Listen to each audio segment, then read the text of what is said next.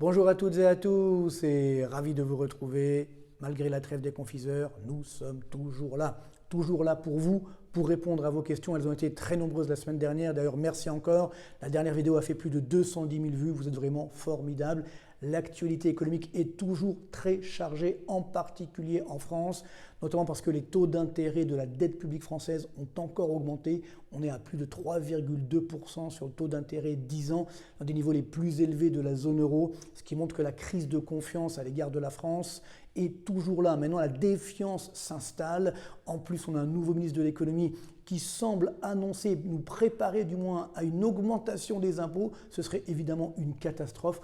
On va en parler. Puis c'est aussi l'heure du bilan, comme tous les ans, le bilan de l'année écoulée, donc le bilan 2024. Et oui, encore un enfoiré.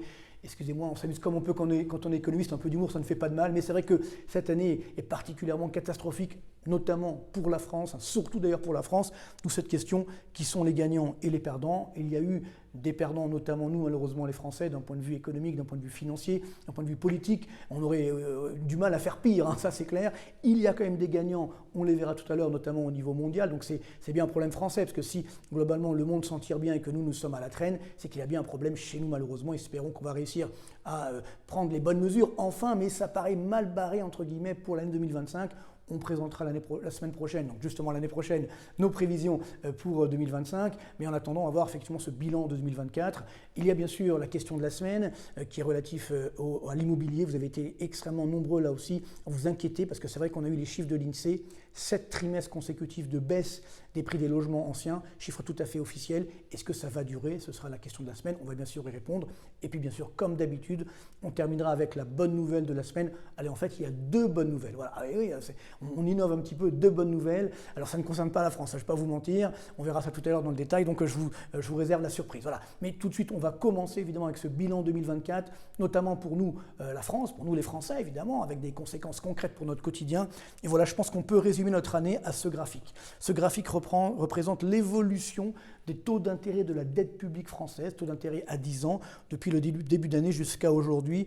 Et on voit cette catastrophe, évidemment, les taux d'intérêt ont augmenté. Donc plus les taux d'intérêt augmentent, plus la défiance augmente, plus cela veut dire que finalement on n'a pas confiance dans l'avenir de l'économie française, dans sa capacité notamment à réduire ses déficits, réduire sa dette et donc à faire de la croissance également. Et donc que voit-on? Et voilà, cette fameuse décision historique, une erreur stratégique là aussi dramatique, 9 juin la dissolution, à partir de là les taux d'intérêt évidemment augmentent, on se dit mais que se passe-t-il? Ensuite, élection législative, cafouillage incroyable, il n'y a pas de majorité absolue, il y a 3 blocs qui se dessinent, enfin bon, on se rend bien compte que la France est devenue ingouvernable, et là les taux d'intérêt augmentent à quasiment 3,4%. Ensuite, on nomme enfin un Premier ministre, parce que bon, c'est vrai qu'il y a eu les Jeux Olympiques, donc ça a calmé un petit peu le jeu. Le Premier ministre arrive donc le 5 septembre, donc M. Barnier, certains se disent, bon allez, finalement on va y arriver, ça va le faire, comme on dit souvent, donc les taux d'intérêt baissent un petit peu, et puis très vite, il faut négocier le budget, parce qu'il faut préparer un budget pour 2025, et là on se rend compte que ça sera une catastrophe. Certains députés veulent faire passer une très forte augmentation des impôts, donc on se dit évidemment ça ne pourra pas fonctionner. Donc on se rend compte qu'il va falloir passer le 49.3, donc les taux d'intérêt commencent à augmenter, et puis ensuite évidemment la fameuse motion de censure, et là les taux d'intérêt repartent en très forte hausse, donc on est maintenant, donc bon, je vous parle à 3,21% exactement, et surtout le 13 décembre, M. Bayrou a été nommé, donc si vous vous souvenez, quand M. Barnier avait été nommé, ça avait un petit peu calmé le jeu, calmé les esprits sur les taux d'intérêt. Bien là, pas du tout. Les taux d'intérêt continuent d'augmenter. C'est pour vous montrer l'ampleur de la défiance à l'égard du nouveau gouvernement. Et sachant que le jour même de la nomination de M. Bayrou, il y a eu une nouvelle dégradation de la note de la France par Moody's. Bon, alors il y aura pire dans les mois prochains, même dans les semaines à venir, notamment par Fitch, qui va certainement dégrader la note de la France à simple A. Là, ça sera évidemment encore plus grave. Mais toujours est-il que, bien voilà, la défiance est là et les taux d'intérêt continuent d'augmenter. Si on regarde sur longue période, à peu près donc un peu plus de 3,2%, et bien au moment où je vous parle, donc 3,21 exactement pour être précis, et bien voilà, on avait fait pire évidemment pendant, on l'a vu tout à l'heure, juste après la dissolution, on a fait pire également en 2023 à cause des craintes sur l'inflation qui étaient toujours là, mais si on enlève ces 2 points hauts, et bien nous sommes sur des sommets depuis janvier 2012. la dernière crise de la zone euro, la dernière crise de la dette publique. À l'époque, il y avait une crainte justement même d'explosion de la zone euro. Et donc aujourd'hui, la situation de la France est la même. C'est-à-dire que les investisseurs sont autant inquiets pour la France qu'en 2012. Et parallèlement, on peut dire oui, mais ça concerne l'État. C'est vrai que ça génère une augmentation de la charge d'intérêt de la dette, mais pas seulement. Ça nous concerne toutes et tous. Pourquoi? Eh bien, c'est pas compliqué. Quand les taux d'intérêt de la dette publique augmentent, eh bien, tous les taux d'intérêt de nos crédits augmentent également, les crédits à la consommation, les crédits à l'investissement des entreprises. La consommation elle est déjà très moribonde, donc ça ne va pas arranger la situation. L'investissement des entreprises, ça fait 4 trimestres consécutifs de baisse, ça va donc continuer. Si l'investissement baisse, l'emploi baisse, donc le chômage augmente, donc ça génère une réduction là aussi du pouvoir d'achat. On a également l'investissement logement qui s'effondre depuis 13 trimestres, là aussi une catastrophe. Donc tout ça pour dire que cette augmentation des taux d'intérêt est très dangereuse pour nous. Là, évidemment, ça renvoie à ceux qui disent non, la dette publique, on s'en fiche, ça ne coûte rien, etc. Ce sont des menteurs et je pèse mes mots. C'est dramatique de tenir un tel discours. Il y en a un qui le tient encore aujourd'hui, malheureusement. Et donc, ce qui évidemment n'a pas de sens. On voit bien que ça a un coût énorme pour notre quotidien, à nous, les Français. Les ménages, les entreprises. Donc là aussi, on ne peut pas continuer à laisser dire de telles inepties. Donc ça a un coût que nous devons payer. Donc il faut vous inverser la tendance, sinon ça va être de mal en pis, bien entendu, sachant que si on se compare à nos voisins européens, évidemment notamment l'Allemagne, eh bien l'écart de taux d'intérêt est toujours élevé, entre 0,8 et 0,9 points, ça veut dire quasiment 1 point, donc 0,8% et 0,9%, ça fait 1 point au total. On appelle ça 80 points de base, si vous préférez pour les puristes. Vous voyez que cette augmentation, là aussi, on est sur des plus hauts depuis l'été 2012. Donc la France n'inspire plus du tout confiance. Et alors ça, c'est vis-à-vis de l'Allemagne. Donc là, on peut dire, bon, c'est normal, les Allemands sont plus sérieux que nous. Mais également vis-à-vis du Portugal. Là aussi, ça fait depuis le mois de juin dernier, donc depuis la dissolution, eh bien, le taux d'intérêt français est passé au-dessus du taux d'intérêt portugais. À l'époque, je me souviens, certains disaient, non, mais ça ne va pas durer, vous inquiétez pas, tout va bien dans le meilleur des mondes. Eh bien non, ça a continué, ça s'est même aggravé. Et donc ça y est, la France aujourd'hui est devenue beaucoup moins crédible que le Portugal pour réduire sa dette publique, et j'ai envie de dire c'est un petit peu logique, puisque le Portugal a un excédent public, alors que nous les Français on a un déficit public évidemment dramatique. Si je nous compare à l'ensemble des pays de la zone euro sur le taux d'intérêt à 5 ans, ça veut dire est-ce que la France, à 5 ans c'est pas énorme, le taux d'intérêt à 5 ans, est-ce que la France est crédible pour réduire sa dette publique dans les 5 années à venir? Eh bien pas du tout. Regardez bien, il y a l'Italie qui est devant nous, mais tout juste, 2,88%, et nous on est juste en dessous, 2,68%, vous voyez, 0,2 points d'écart, c'est quasiment le même taux d'intérêt, donc nous ne sommes plus du tout crédibles. Et après évidemment on a beaucoup d'autres pays qu'on aime beaucoup bien sûr, mais qui normalement devraient être au-dessus, c'est-à-dire en termes de taux d'intérêt, ils devraient être moins crédibles que nous. Eh bien pas du tout, voilà, vous les voyez, c'est les chiffres aujourd'hui même, au moment où je vous parle, le 30 décembre, la Croatie, l'Espagne, la Slovaquie, la Belgique, l'Autriche, la Grèce, on va dire que la Grèce a fait des efforts, mine de rien, ensuite la Finlande, les Pays-Bas, l'Irlande, la Slovénie, le Portugal, et bien sûr l'Allemagne, qui est le meilleur élève, évidemment comme d'habitude, j'ai envie de dire, mais néanmoins, cela montre que la France aujourd'hui est vraiment en danger.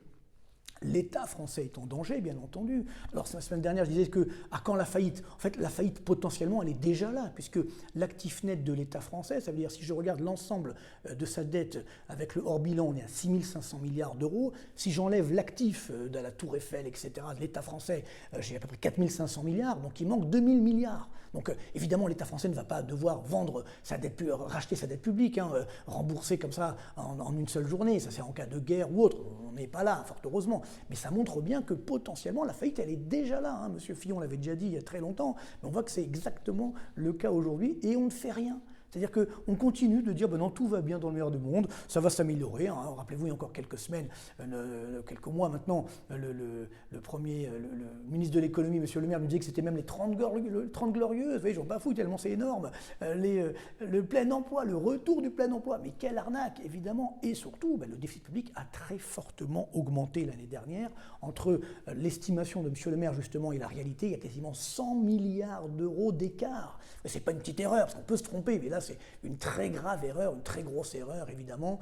Et donc, bien sûr qu'il y a eu des dérapages sur les taux d'intérêt, mais également eu des dérapages sur les recettes fiscales, parce qu'évidemment, on a un petit peu gonflé la croissance, du moins le gouvernement l'a fait à l'époque, et puis il y a eu des dépenses qu'on ne voit pas encore, on n'a pas le détail. Je sais que vous êtes beaucoup à me demander quel est le détail. On ne sait pas. Alors, il y a des rumeurs, etc., mais je ne peux pas, encore une fois, les accréditer. J'attends d'avoir les chiffres. Ici, on ne parle que des chiffres concrets, et pour l'instant, l'INSEE n'a pas sorti les chiffres, mais ça annonce évidemment très croustillant. On saura ça donc l'année prochaine, dans quelques quelques mois et on verra bien qu'en 2024, il y a eu un vrai dérapage, notamment des dépenses publiques, d'où ce déficit public. Voilà, c'est une catastrophe. On est au moins à 6,5% du PIB, je pense même 6,7% du PIB. Donc on voit que voilà, ça fait 2 années consécutives d'augmentation du déficit. Si vous enlevez évidemment l'année de Corona et puis la récession de 2009, c'est du jamais vu. Vous voyez, alors c'est vrai que là, c'est l'ensemble des déficits publics donc depuis 1974, parce que le dernier excédent public français remonte à 1974. Vous voyez, depuis que des déficits, évidemment, c'est pour dire l'ampleur des dégâts. Hein. Vous le savez déjà, mais encore une fois, ça fait du bien de le rappeler parce que nos dirigeants l'oublient encore. Et donc là, ça se creuse, mais c'est sur un sommet. On est sur un sommet de déficit. C'est-à-dire qui n'a quasiment jamais été dépassé, sauf pendant des crises graves ou pendant une récession grave en 2009. Donc ça montre bien l'ampleur des dégâts, parce que là, a priori, il n'y a pas de récession, pour l'instant. Il y en a une, hein, on va la voir tout à l'heure, mais néanmoins, c'est pour vous dire que les comptes publics ne sont absolument pas tenus, il y a un dérapage complet, et donc évidemment, s'il y a plus de déficit, il faut la financer, il faut le financer, c'est du déficit, donc ça fait augmenter la dette publique, c'est mécanique, hein, encore une fois, donc j'en ai parlé la semaine dernière, donc j'y reviens pas, hein. Donc, si vous voulez voir le détail de la dette publique, regardez la vidéo de la semaine dernière, mais voilà, 3 303 milliards d'euros, une véritable catastrophe, 113,7% du PIB. Regardez, là aussi, si on enlève la période Corona, vous voyez, on est largement au-dessus des niveaux qu'on avait donc, en temps normal. J'ai envie de dire, je rappelle que l'objectif normal de dette publique, c'est 60% du PIB. Allez, même si on peut monter à 80%, là on est à 113,7%, numéro 3 de la zone euro. Encore une fois, ça n'a pas de sens. Nous ne sommes plus du tout sérieux, malheureusement. Alors, le pire, c'est que ça ne va pas s'améliorer en 2025. Bien au contraire, malheureusement. Alors, c'est vrai qu'on a un nouveau ministre de l'économie, M. Éric Lombard, l'ancien patron de la Caisse des dépôts et consignations. Donc on se dit, ah bah tiens, c'est une bonne personne, une personne sérieuse, etc. Sauf que j'ai creusé un petit peu et malheureusement, je me suis rendu compte qu'il était conseillé par des économistes hors sol. Vous savez, ceux qui prônent une augmentation des impôts en France, alors que c'est ce qu'on apprend en première année d'économie aux étudiants. On leur dit attention, surtout en France, nous sommes numéro 1 du monde des impôts. Il n'y a jamais autant d'impôts et de taxes en France par rapport au PIB. Donc si j'augmente encore cette pression fiscale, eh bien évidemment, ça va casser l'activité économique, elle n'est déjà pas géniale, donc ça va alimenter une récession, ça va donc réduire l'assiette fiscale, donc on va ponctionner plus, mais sur un gâteau plus petit. Donc à la fin, évidemment, il y aura moins de recettes fiscales, donc plus de déficit. Et pourtant, voilà, c'est ce qui est prévu, hein, c'est ce qui est dans les tuyaux actuellement. J'espère que ça ne sera pas le cas, bien entendu, mais on commence à nous dire, M. Lombard lui-même, nous dit non mais ça ira globalement, ça sera une petite hausse d'impôts. Non, attendez, ce n'est pas sérieux. On ne peut pas augmenter les impôts, ce serait évidemment une catastrophe, ça casserait l'activité économique, ça pourrait générer évidemment un exode fiscal, parce que ça aussi on se dit oui, c'est facile en France, on ponctionne des impôts et tout va bien. Oui, mais attention, s'il n'y a plus d'activité économique, si vous pouvez ponctionner 100% sur zéro, ça fera zéro. Donc c'est ça qui aujourd'hui moi m'inquiète, c'est qu'il n'y a pas de discernement, il n'y a pas de bon sens. Et regardez, on a un voisin, vous voyez, l'Italie, qui est, je dirais, un voisin très sympathique, eh bien, qui finalement fait exactement l'inverse de la France. Le budget vient d'être voté pour 2025 et l'Italie donc a prévu une baisse des impôts de 30 milliards d'euros pour tous. Les entreprises et les ménages. Bravo, vous voyez, comme quoi c'est possible. Il suffit simplement de regarder l'économie en face, de faire preuve de bon sens.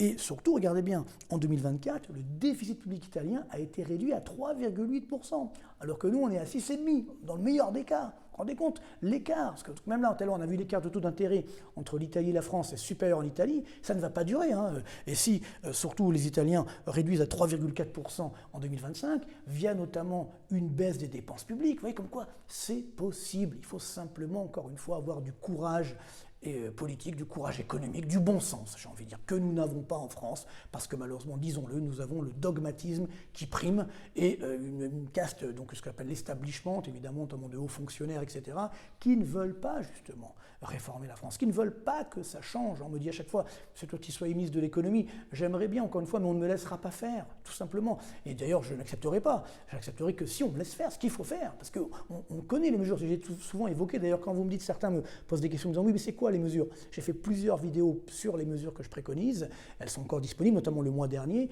et évidemment, c'est tout à fait possible de sauver la France en baissant les impôts, en baissant les dépenses publiques, en réduisant les charges qui pèsent sur les salaires, donc en augmentant les salaires nets, et donc voilà, en créant des fonds d'investissement qui financent l'investissement et en développant la culture économique. Vous verrez le détail des mesures, bien entendu, c'est tout à fait possible, et malheureusement, nous ne le faisons pas, et donc, moyennant quoi, eh bien, la crise de défiance s'installe, et la récession revient. Je pense que c'est ça vraiment énormément aussi, à part les taux d'intérêt qui ont augmenté, le drame de 2024, c'est également la récession qui est revenue en France, on le voit ici.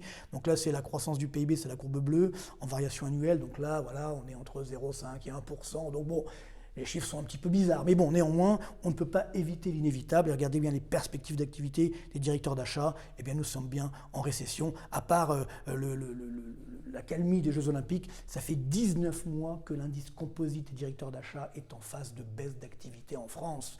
Voilà l'état de la France.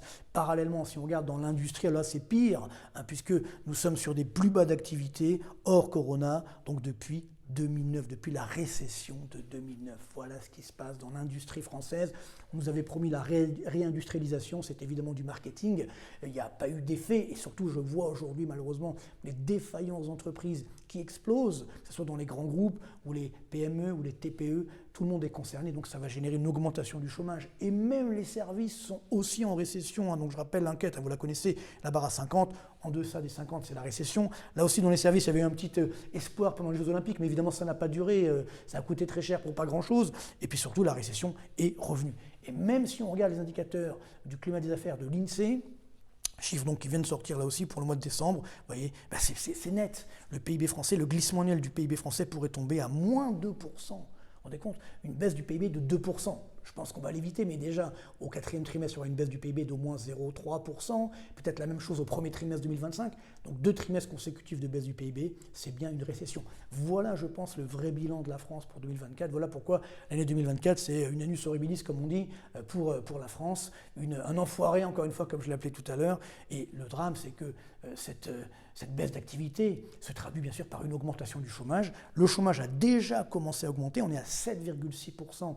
Si on regarde la catégorie A, si on regarde tous les chômeurs, on est à 16,5%. On voit qu'il y a cette distinction entre la courbe rouge, c'est le taux de chômage en France, qui donc augmente alors que dans la zone euro, ça continue de baisser.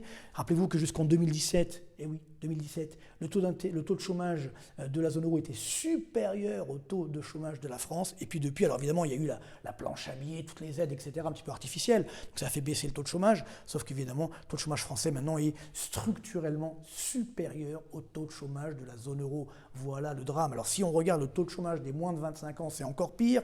Malgré toutes les aides qu'on donne en veux-tu en voilà, les formations, etc., un petit peu factices pour éviter que les jeunes soient dans les statistiques du chômage, c'est quand même un petit peu facile de faire baisser les statistiques du chômage. Mais malgré cela, regardez bien, on a un taux de chômage des moins de 25 ans qui est monté à 20,8%. Au mois d'octobre, chiffre harmonisé par Eurostat, c'est-à-dire on compare la même chose.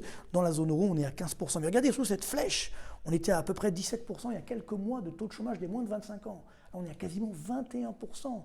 Et les jeunes, évidemment, ce sont les forces vives d'un pays. Donc c'est très dangereux d'un point de vue social et sociétal, parce qu'en plus, tout le monde est concerné, les parents, les grands-parents. Quand on voit finalement ces enfants, ces petits-enfants qui n'ont pas d'emploi, eh bien ça inquiète, bien entendu. Et donc tout ça montre que la situation française est particulièrement dangereuse aujourd'hui. Et si je regarde les perspectives de chômage de l'enquête INSEE auprès des ménages, on voit que le taux de chômage pourrait monter à 9%. On a vu la semaine dernière que l'indice INSEE, là aussi du climat de l'emploi pour les entreprises, confirme également cette perspective de taux de chômage de catégorie A de 9% d'ici l'été prochain.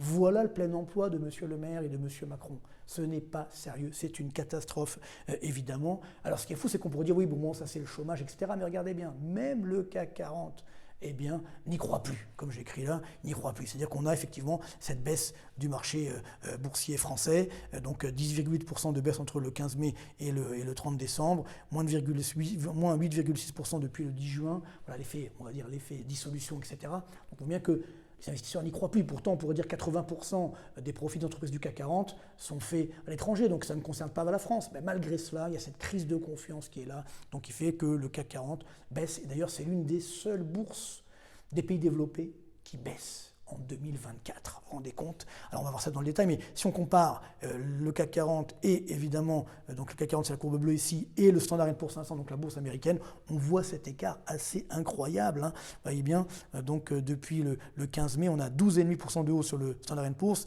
moins 10,7% sur le CAC 40. Ah bah oui, c'est le grand écart, on voit bien, hein, c'est cette différence. Donc normalement, le CAC 40 aurait dû progresser en suivant le marché américain. Eh bien, pas du tout. C'est là qu'est le drame. Alors si je compare justement les grands indices boursiers, donc c'est un petit peu là aussi le bilan du 2024, et là on va voir les gagnants et les perdants. D'un point de vue boursier, il y a eu beaucoup de gagnants, il faut dire la vérité, hein, clairement. On ne l'avait pas forcément prévu d'ailleurs, mais bon, globalement, bravo à eux, bravo à vous. Mais c'est vrai qu'on était inquiets, mais finalement, il y a eu des effets positifs, hein, notamment aux États-Unis. Et donc, voilà, le Nasdaq, 31,4%, Standard & Poor's, 25,2%. Le Japon également, il y a un effet de rattrapage, 20,4%. Le DAX, donc l'indice monde, 18,5%. Hong Kong, quasiment 19%. Nos amis belges, 15%. Nos amis espagnols, 14,2%. Là, on a le Dow Jones 14%, nos amis italiens 12,6% de hausse, attention, hein. L'Inde 9,6%, vous l'avez dit, on arrive quand nous les Français? Ben non, mais nous on est en baisse. 8,4% sur l'Eurostoxx, 5,4% sur la bourse britannique, 4,1% sur nos amis suisses, l'indice global. Alors même l'indice, vous savez, GR, c'est-à-dire on réintroduit les dividendes, donc on réinvestit pour le CAC 40, ça fait seulement 0,6% de hausse, et ça, attention, c'est des chiffres de vendredi dernier, puisque là, depuis ce matin, ça baisse un petit peu sur le marché, et donc voilà, la France, sur le CAC 40, moins 2,5, le SBF 120, c'est les 120 plus grandes entreprises françaises cotées, moins 2,8. Après, il faut aller au Brésil avec le Bovespa pour avoir moins 10,4. Voilà l'ampleur des dégâts. Même sur la bourse, où toutes les bourses ont augmenté l'année dernière, donc on a eu beaucoup de gagnants, pas en France, pas sur le CAC 40. Voilà la crise de confiance. Encore une fois, je ne dis pas ça de gaieté de cœur, mais il faut regarder la réalité en face. Il faut arrêter de dire que tout va bien dans le meilleur des mondes. Non. C'est particulièrement dangereux. D'ailleurs, ça rejaillit sur l'ensemble de la zone euro, d'où la baisse de l'euro. Ça aussi, c'était un des grands événements de 2024, la baisse de l'euro.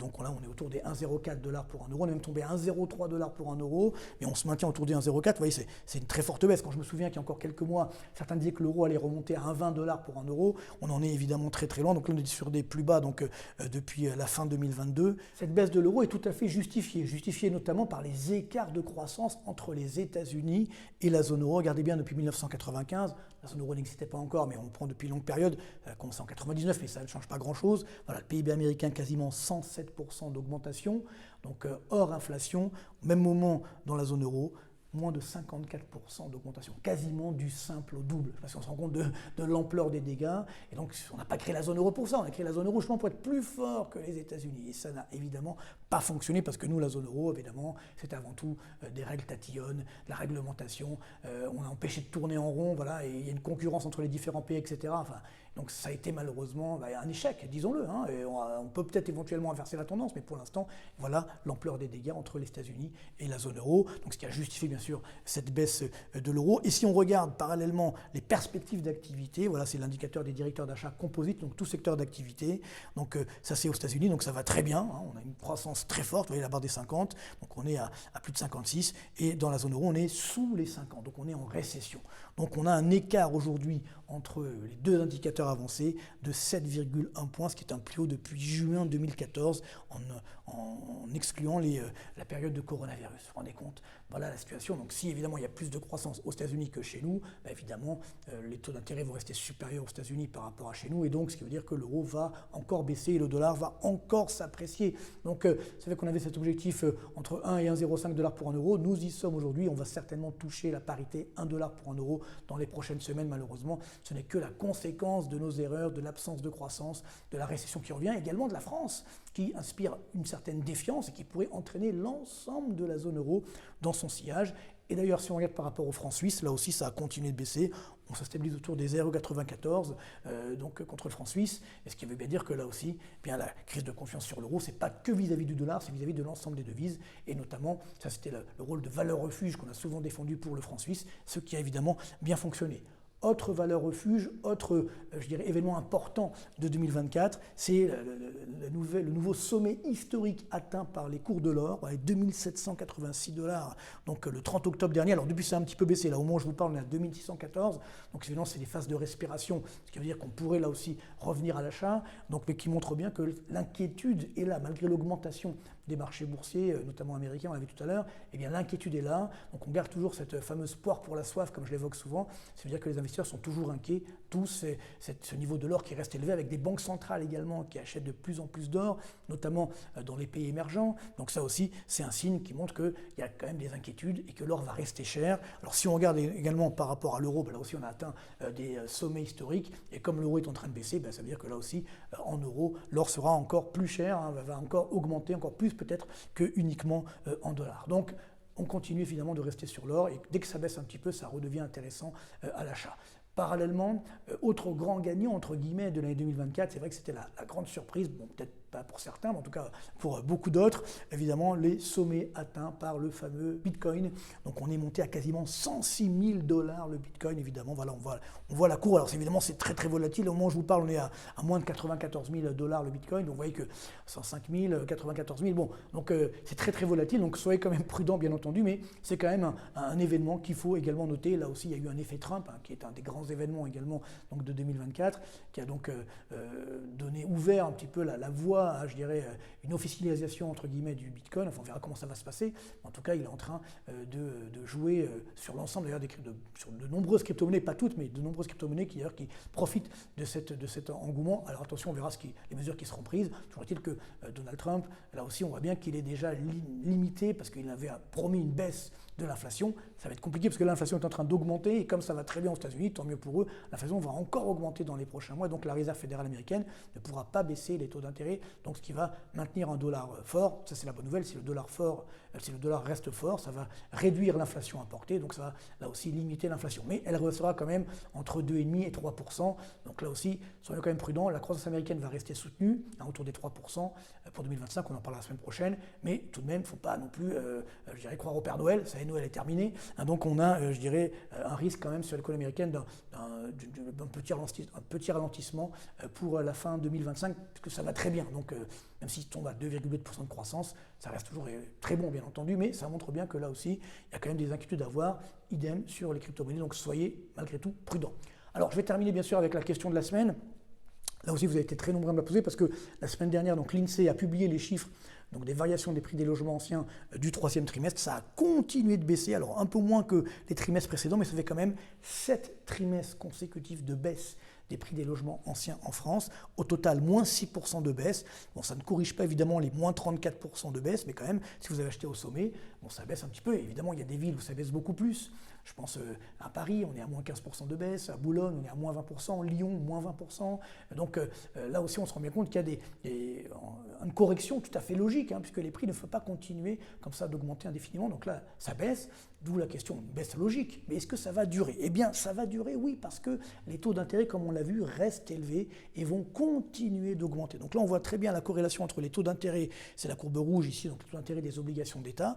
Donc quand les taux d'intérêt baissent, c'est-à-dire que la courbe rouge monte ici, donc les prix des logements augmentent. Et quand les taux d'intérêt augmentent, donc c'est une échelle inversée, donc ça veut dire que la courbe rouge baisse, les prix des logements baissent. Donc voilà, ça a commencé, oui, c'est très très bien lié, il y a quelques mois évidemment de décalage, mais ça va évidemment continuer, surtout si la crise française dure et que les taux d'intérêt, qui sont à 3,2%, ils pourraient passer à 4, voire à 5. Il ne faut pas se leurrer, encore une fois. Si le déficit public se creuse davantage, si la note de la France est encore dégradée, évidemment, le taux d'intérêt pourrait beaucoup plus augmenter, ce qui va malheureusement casser l'immobilier. Malheureusement pour ceux, évidemment, qui veulent vendre, puis pour les acheteurs, il y aura des affaires à faire pour la fin 2025. Il pourrait y avoir un petit redémarrage en 2026. On en reparlera, je ferai une vidéo exclusive justement sur l'immobilier, mais malheureusement, les prix vont continuer de baisser. Il y a une petite accalmie là pendant quelques mois, moindre baisse, mais ça va revenir malheureusement cette baisse pour 2025. Voilà.